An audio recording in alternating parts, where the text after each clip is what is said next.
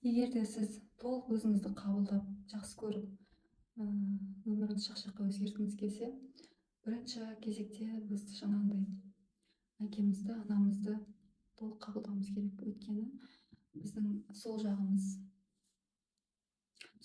анамыз, оң жағымыз ол біздің әкеміз. Біз сол екі адамнан кейін құралғаннан кейін біз бір адам болып шығамыз.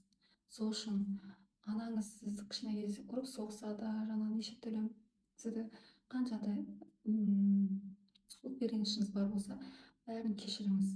Әкеңіз де жаңағындай кішкене кезінде жаңағы тастап кетсе, бақпаса да бәрібір де қабылдауыңыз керек. Өйткені сіз оларды қабылдамай, сіз өзіңізде жоқсыз. Сіз өзіңіз ол ата-анаңызға өкпе-ренішіңіз бар болғаннан кейін сіз өзіңіз сол қабылдамағаннан кейін сіз өзіңізді қабылдамайсыз.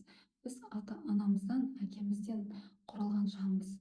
Сол үшін барынша егер де отношениемен жақсы болғың келеді, жаңағы күйеуіңізбенен, жаңағы қаржылай табыстан жақсы нәтижеге жеткім келеді, жетістікке жеткім келеді дейтін болсаңыз, онда жаңағыдай бірінші кезекте әкемізді, анамызды қабылдап, оларға жаңағындай дұға жасап, аман болсын, дендері сау болсын, алла тағала разы болсын деп кешіріп қабылдауымыз керек.